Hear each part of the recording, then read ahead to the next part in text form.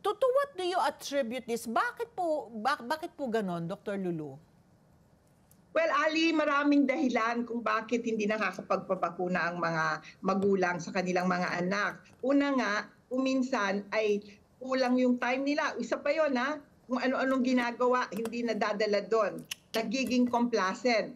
But at the same time, meron ding factor ng takot magpabakuna dahil sa mga naririnig nilang fake news at saka mga tinatawag nating disinformation or worse nga, misinformation na hindi nila alam ang kahalagahan ng bakuna. At pangatlo, meron din yung factor ng nauubos yata ang bakuna sa ibang health center at hindi nila alam kung saan kukuha. So maraming dahilan, pero ang pinakasana ay ma-overcome natin yung takot sa pagbabakuna. Sapagkat sabi mo nga kanina, tama yan, ang tagal-tagal nang nagbabakuna sa buong mundo. Dito sa Pilipinas, since 1976, official na ang ating mga bata ay babakunahan mula sa 6 weeks old or 1.5 month old, tapos 2.5, 3.5, binabakunahan sila ng diphtheria, pertussis, orthosphaerina, di ba? Tsaka tetanus, at tsaka yung HIV, yung sa meningitis, at tsaka hepatitis B, at polio. So mula pa noong 1976, ginagawa na yan. Tapos 9 months sa measles.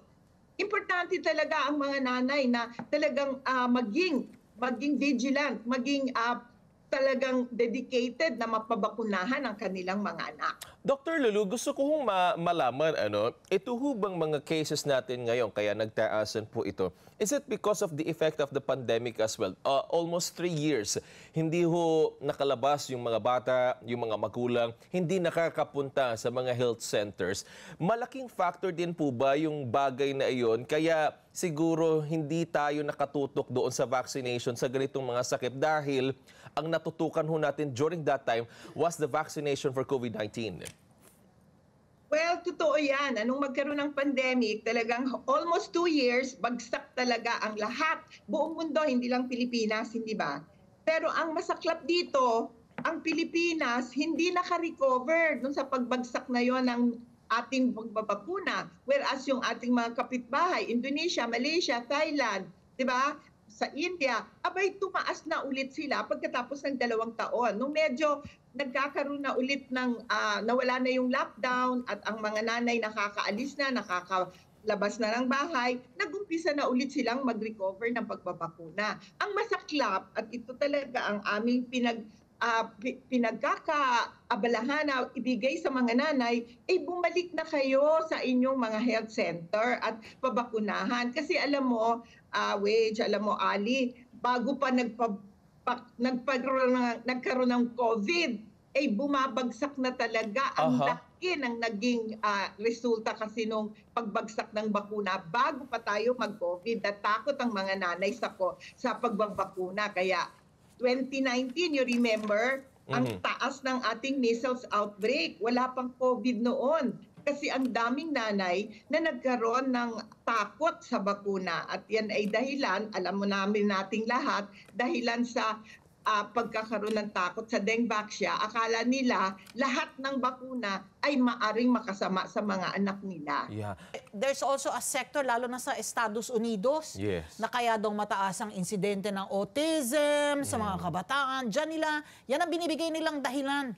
Yung mga bakuna na itinuturok natin sa mga sanggol pa lang from birth, 'di ba? Yung after yung mga infants pa lamang talagang meron na talagang course of mga vaccinations na dapat sundin.